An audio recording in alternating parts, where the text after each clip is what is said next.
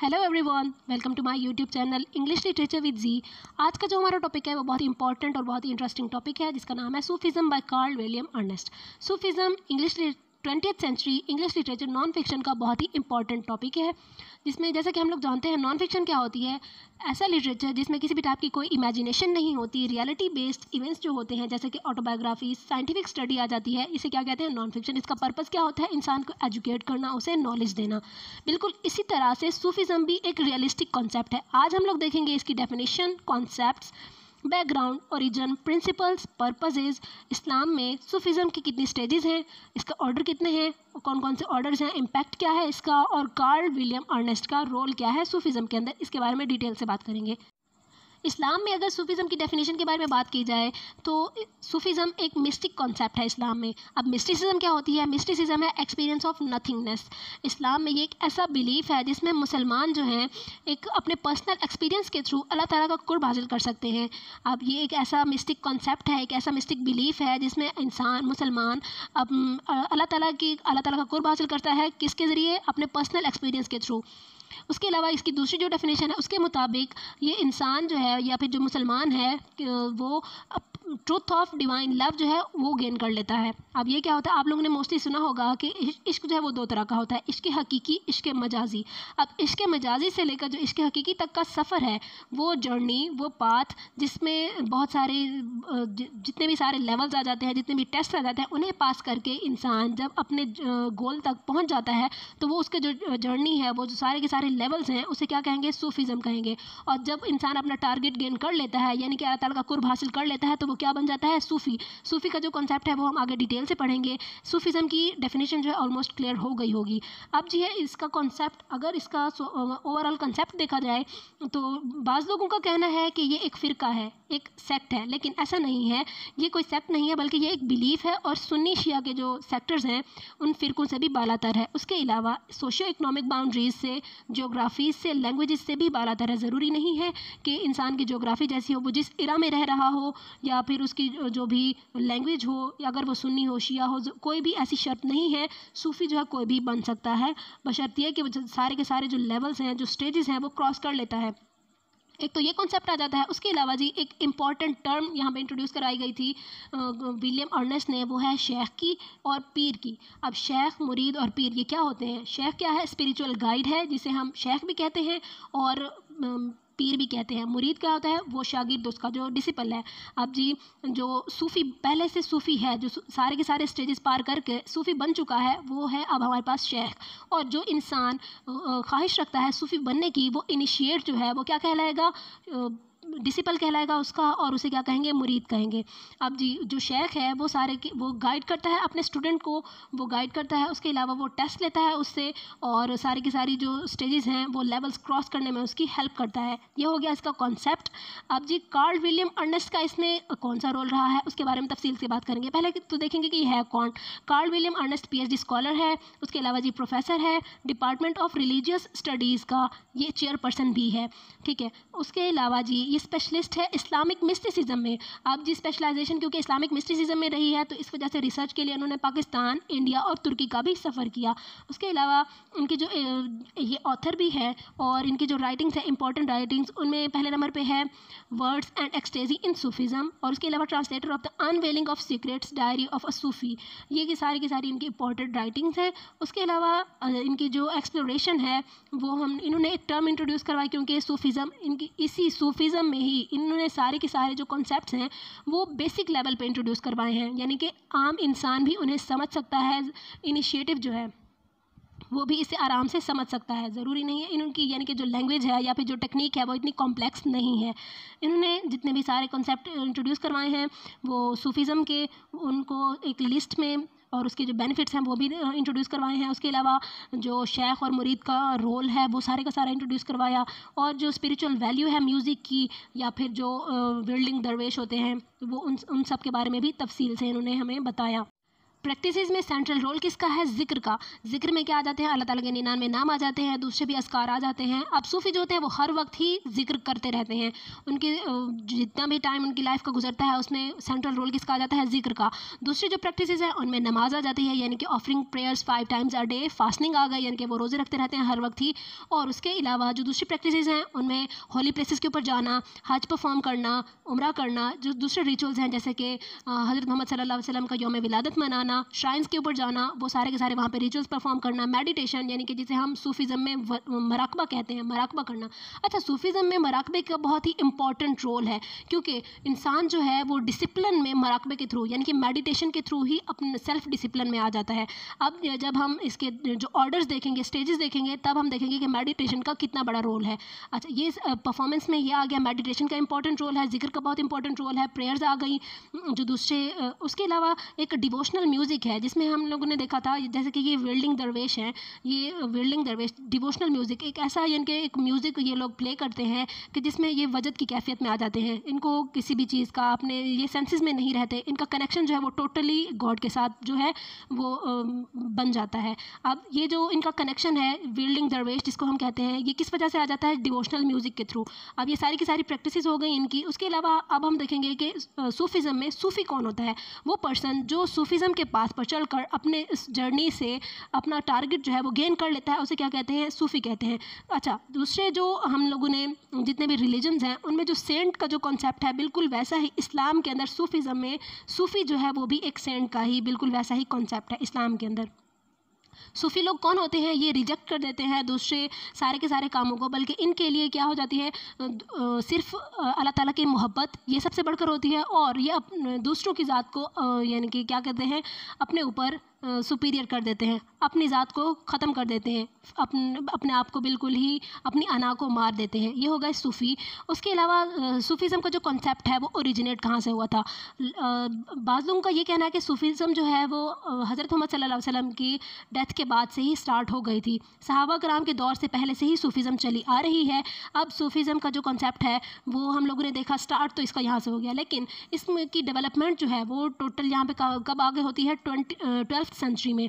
अब सब कॉन्टिनेंट में इसका जो कॉन्सेप्ट है वो कब इंट्रोड्यूस करवाया गया था? ऑटोमन एम्पायर के थ्रू, यानी कि जब जो सुल्तान थे वो आए थे, दिल्ली के सुल्तान, उन्होंने जो कुछ यानी कि मिडिवल पीरियड में जो कुछ भी हुआ था वो तो हम लोग अगर उस हिसाब से देखें हिस्टोरिकल वे में, तो जो भी दिल्ली के जो सुल्तान आए थे, जो ऑटोमन एम्पायर आए थे, उन्होंने क्या किया था? कब्जा किया था, तो वो अपने साथ अपना रिलीजन भी तो लाए थे ना।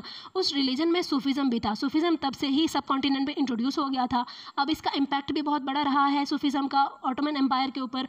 उसके अलावा जी ये जो दूसरे यानी कि अजमेर शरीफ है, वहाँ के ऊपर ख्वाजा मोइनुद्दीन का जो मज़ार है वो भी किस वजह से? इसी सूफीज़म की याद में ही बनाया गया था। ये इसका ओरिजिन हो गया कि सब कॉन्टिनेंट में इसका ओरिजिन कब हुआ था।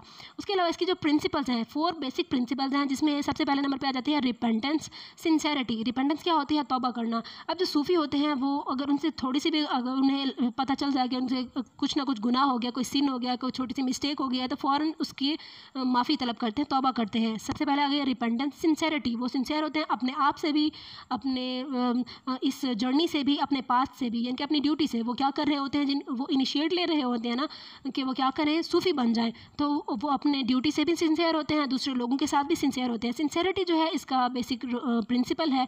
उसके अलावा रिमेम्बरेंस, जैसा कि हम लोग ने देखा कि प्रैक्टिसेस में सबसे पहले नंबर पे सेंट्रल रोल किसका है? जिक्र का। तो रिमेम्बरेंस क्या है? अल्लाह ताला की याद, बिल्कुल उससे गाफिल नहीं होते। और जो चौथी इसकी जो चौथा मेन प्रिंसिपल है वो है लव का।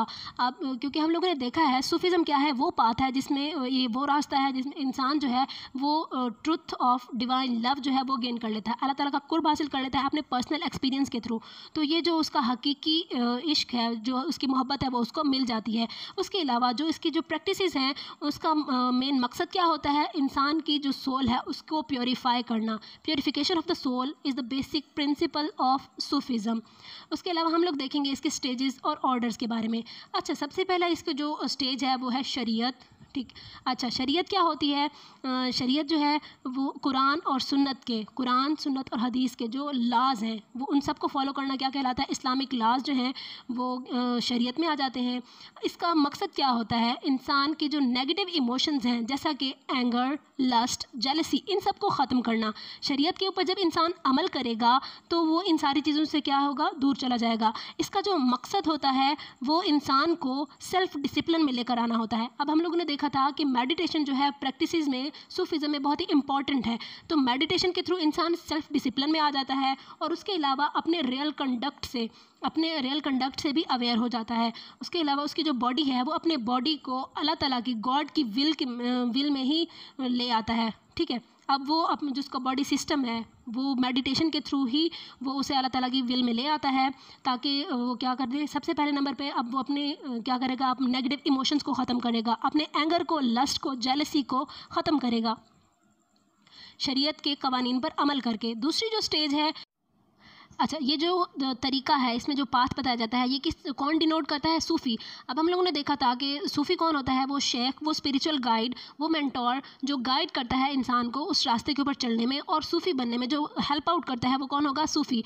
अब ये जो शेख है ये वो लोग होते हैं जो कि मिरेकल्स परफॉर्म करते हैं। अब हम लोग जानते हैं कि मिरेकल्स जो हैं यानी कि मौजे जो है अल्लाह ताला ने, ये किसकी खसूसियत है? अम्बिया की खसूसियत है। ठीक है, अम्बिया ही मिरेकल्स परफॉर्म कर सकते हैं, लेकिन कुछ लोग ऐसे होते हैं जो कि अल्लाह ताला की ऐसी मार्फत हासिल कर लेते हैं कि जब जो उनकी रज़ा होती है फिर अल्लाह ताला भी वैसा ही कर देते हैं। अब इनके जो मिरेकल्स हैं इसकी एक एग्जांपल हम लोगों ने देखी है कि बहुत ही एक फेमस एग्जांपल है शम्स तबरेज़ और मौलाना रूमी की। मौलाना रूमी कौन थे? वो एक फ़िलासफ़र थे। अब फ़लसफ़ा जो है वो क्या लाता है? इंसान के अंदर तकब्बुर लाता है, गरूर लाता है। अब जी उनकी क्लास चल रही थी मस्जिद में, हौज़ के किनारे उन्होंने किताबें रखी हुई थी, स्टूडेंट्स की लाइन्स लगी हुई थी। शम्स तबरेज़ देहाती लिबास में आ जाते हैं मस्जिद में और उससे मौलाना रूमी से पूछते हैं कि उन किताबों की तरफ इशारा करके ये क्या है? तो मौलाना रूमी बड़े ही मुतकब्बिर अंदाज़ में जवाब देते हैं कि ये वो चीज़ है जो तुम नहीं जानते।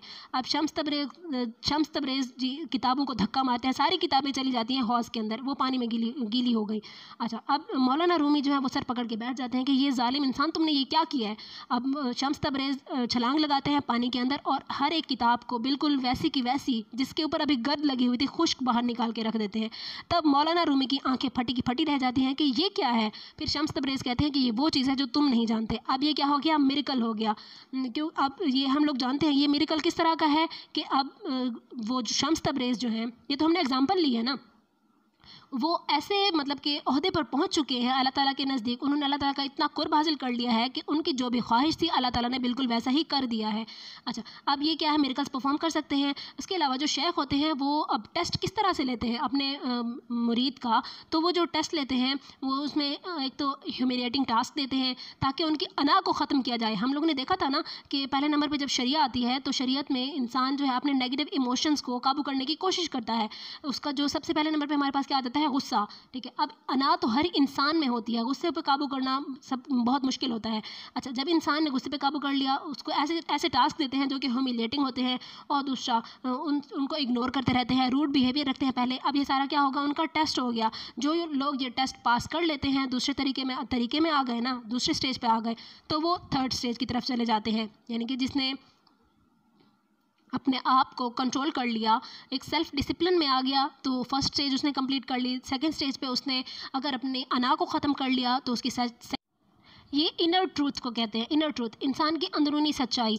अब जो स्टेजेस आ जाती हैं सूफीज़म में, तो तीसरी स्टेज है वो यही है कि इंसान एक इतना मतलब कि अपने आप को कंट्रोल कर लेता है और अल्लाह ताला के साथ इतना कनेक्शन बना लेता है कि उसमें ना फोरसीइंग की एबिलिटी जो है वो पैदा हो जाती है। वो प्रिडिक्ट कर सकता है, जो उसके मुरीद हैं उनकी वो जहनीत पढ़ सकता है, उनकी सोच पढ़ सकता है, उनके दिल में क्या चल रहा है, उनकी पर्सनल लाइफ में वो लोग देख सकते हैं। उसके अलावा वो प्रिडिक्शन कर सकते हैं। ये सारी की सारी क्या आ जाती है? हकीकत में जाती है, इंसान अपने इनर ट्रूथ को, अब इसमें क्या आ जाती है, कम्युनिकेशन विद गॉड आ जाती है। ये इस हकीकत में इंसान अल्लाह ताला के साथ कम्युनिकेट करना स्टार्ट कर देता है, उसे इल्हाम होना शुरू हो जाते हैं। हकीकत में क्या आ गया, इल्हाम आ गया। और आखिरी जो स्टेज है वो मार्फत की है। मार्फत क्या होती है, अब जो लास्ट स्टेज है कि इंसान ने अल्लाह ताला के साथ अपना इतना स्ट्रॉन्ग कनेक्शन जो बिल्ड कर लिया है कि उसके नतीजे में अल्लाह ताला ने उसको इतना मतलब कि नॉलेज दे दिया है, डिवाइन नॉलेज और स्पिरिचुअल नॉलेज दे दिया है कि वो प्रिडिक्शंस कर सकता है, वो इंसान के दिल के अंदर झांक सकता है, मतलब उसके जहनों में झांक सकता है, उसकी सोच को पढ़ सकता है। तो एक आला ओहदे पर, यानी कि एक मुकम्मल सूफ़ी जब बन जाता है इंसान, वो मार्फत हासिल कर लेता है, मार्फत इलाही उसको मिल जाती है। अल्लाह ताला उसको डिवाइन पावर्स दे देते हैं, स्पिरिचुअल पावर्स दे देते हैं और स्पिरिचुअल नॉलेज दे देते हैं। तो वो क्या बन जाएगा, अब यहाँ पे वो सूफ़ी बन जाएगा। फोर्थ स्टेज पर आकर वो सारे के सारे टेस्ट पास कर लिए हैं उसने, सारे के सारे स्टेजेस जो है, अब वो लास्ट स्टेज पर आकर क्या बन गया है, सूफ़ी बन गया है। हर चीज़ उसके अंदर से, गुस्सा, उसकी अना, हर चीज़, जेलसी, लस्ट, हर चीज़ ख़त्म हो चुकी है। उसने अपने आप को कंट्रोल करना सीख लिया है। और दूसरा, उसमें रिपेंटेंस सबसे ज़्यादा है, लव है और सिंसेरिटी है, सब बहुत ज़्यादा पाई जाती है। मार्फत आखिरी स्टेज है और अब वो मुकम्मल सूफ़ी बन चुका है।